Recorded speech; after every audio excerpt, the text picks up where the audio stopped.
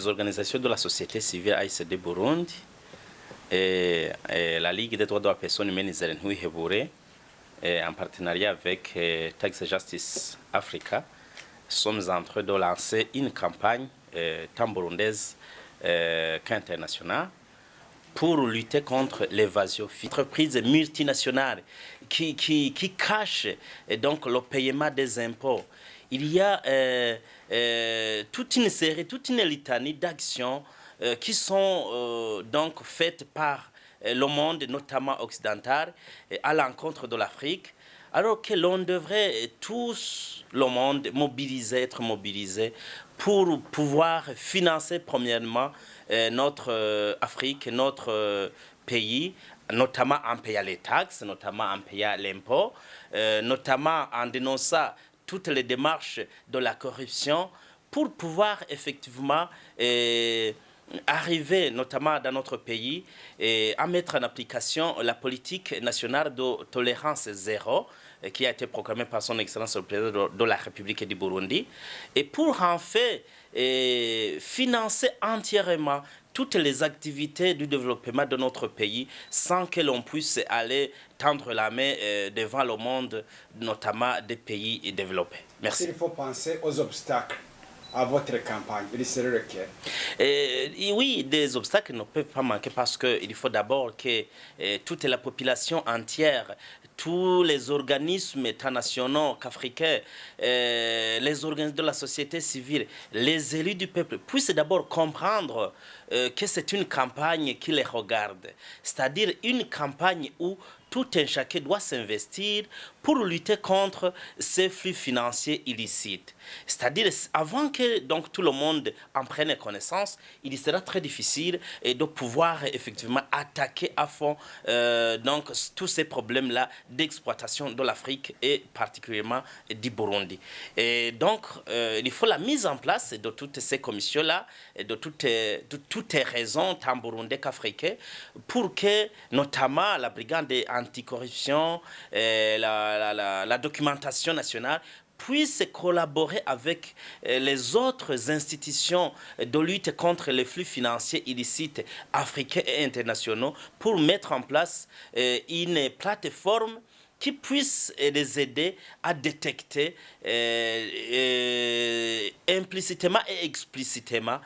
toutes ces fuites-là qui sont causées par les multinationales internationales. Okay, the basis of why we started the Stop the Bleeding campaign was based on a high-level panel report that was issued in 2015 through the high level of UNECA in support of the former South African president, His Excellency Thabo Mbeki. The initiative was done through research where it came out that Africa loses a lot of its financial resources of amounting up to $70 billion annually. This indication showed that through this financial losses, we as a continent are limited with regards to our sustainable development. So initiative based on a campaign, as you may see, the Stop the Bleeding campaign was incorporated and endorsed by this panel that allowed us as Tax Justice Network Africa, Trust Africa, ITUC, Femnet, and Third World Network as co-organizations to fund and support the campaign to end illicit financial flows from Africa. What will really your target when planning this campaign? Okay, so a target basically with the campaign is to ensure that the grassroots level participants, that is national, regional, and continental individuals, are based and interested in understanding the purpose of the campaign. The campaign is based to ensure that our capacity as Africa is involved in form of stakeholder engagement on our economic statistics. The idea behind this is to ensure that the continent has resources that actually benefit its own people. That was the basis. Now, analyzing deeply the African mind, do you think that it will be easy to succeed this campaign? Well, For the campaign to succeed, it requires all of us to be involved in this. And this is the basis why we have found ourselves as Tax Justice in Burundi currently, to ensure that this campaign is taken to the grassroots. Basically, in the setting like this, we ensure that participants that include both students, the government, media, trade unions, and a vast majority of stakeholders are involved in this campaign. The campaign is not for organizations, the campaign is for the people. That is the basis of the campaign. What can you call upon to the Burundian people? So what we're calling upon the Burundian people is their support, their own initiatives, and what Burundi can do domestically to support the campaign. This goes into the extension of the laws that we create that permit tax evasion and tax avoidance. The understanding is that the loss of finances is not emitted through just simply illegal means, but of course legal means in the sense that our laws as stand currently permit the financial losses by leaving out gaps, as we call lacunas in law, within the policy. So it goes into the extension of policy formation. It goes into us as citizens holding our governments accountable and seeking transparency with regards to economic structures.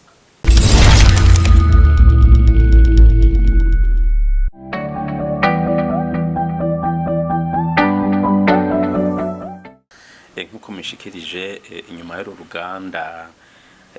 rwateguwe n'amashirahamwe AICD Burundi fadikanije na Ligue Izere Ntiwihebure na Tax Justice Network Africa, nuko nkuko mwagiye mubikurikira muri iyi minsi ibiri, twarabonye yuko Afrika umuvyeyi wacu iguma iri mu bukene, kandi yari ifise ubutunzi kama bwinshi bwari gushobora gutuma itera imbere. Ivyo rero bigatumwa nuko usanga hariho ibihugu vya rutura ivyo twita amasosiyete multinationale akomakomeye, usanga baza bagatora novuga nti ubutunzi kama bwacu ku gaciro gabayabaye, ariko bamaze kuhindura ivyo bakuye iwacu ugasanga baca babitugurisha ko bizimvye cyane, ugasanga nitwe tuguma duhahombera.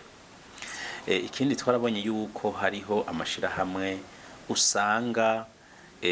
ngaha muri Afrika gasanga ashiraho novuga nti succursale, nko mu Burundi gashaho succursale, mugasanga hariho ahandi hantu novuga nti hari icicaro gikuru,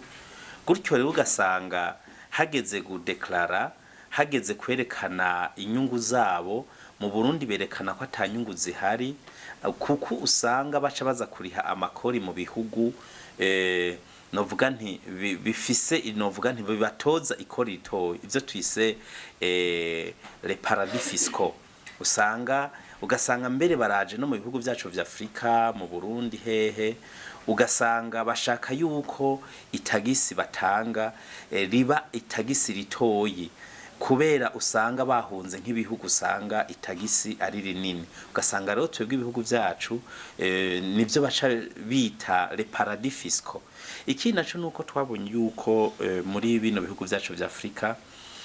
babe abanyafrika babatware, babe abari twebwe dukoraniye mu mashirahamwe yigenga, turakwiye kugira uruhara runini kugira ngo ivyo bihugu vya rutura cyane cyane biza novuga nti biraduhendahenda, ntibabikwereka yuko baje kukwiba, bakoresha diplomasi, bakoresha kuryoshagyosha, bakwereka kumenga nico baje kugufasha, ariko ugasanga bo baba bazi ikintu nyamukuru bazogukurako kinininya, kandi we binakugura no gukarikira. Ugasanga rero haguma hari ico twita evasion fiscale, ubutunzi bwacu bwa Afrika buguma busanzara buja guteza imbere ivyo bihugu vya rutura. Ni muri iyo ntumbero rero inyuma y'uru ruganda rw'imisi ibiri twagira tuvuge ko icambere nuko ibikorwa byo kubandanya tugira ico bita sensibilisation, kwigisha abarundi, kwigisha abanyafrika kugira ngo bamenye kubiharwa neza, hanyuma duhimirize abene gihugu batange amatagisi, batanga amatagisi, kuko twarabonye yuko amareta y'ibihugu vyacu vya Afrika kugira ngo ntabandanye ateze iminwe biriya bihugu vya rutura, nuko twebwe nyene bene gihugu terezwa kuba de contribuable, tezwa kuriha amakori, tezwa kuriha amatagisi kugira ngo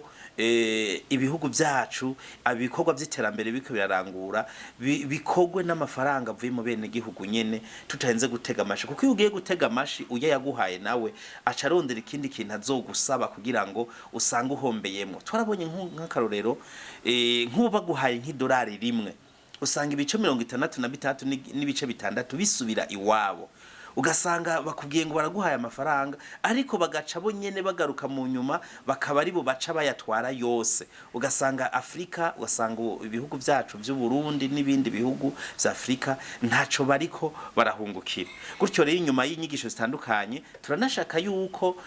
abategetsi batandukanye b'iki gihugu cacu bazohimirizwa no kuvuga nk'abaje bashinzwe gutora amategeko hakaba amategeko atuma haba novuga nti mu kifaransa novuga debalize inzitizi zituma abo bantu baguma bashaka kuza mu bihugu byacu vya Afrika bazanywe no kwiyorera amafaranga no kwiyorera ubutunzi bwacu bwa Afrika kuko amategeko y'iwacu ko katabanyene arugara inzira kugira ngo bakontorogwe neza imitwita double tax double impôt murabona ugasanga aje ngahi Burundi arashizeho ishirahamwe kanaka ugasanga hariho n'ikindi gihugu afise mu ishirahamwe iyo entreprise ngaha rero ntarihe na kimwe ugasanga aza kuriha mu gihugu dufate batanga itagisi canke ikori ritoyi gutyo ugasanga ni twebwe nyene turiko turibwa muri iyo ntumbero rero nkuko mubibona abamenyesha makuru gwaruka bo mashira hamwe tukanenga twifuza yuko twese abarundi abanyafrika bo kunze gutandukanye muri urunani go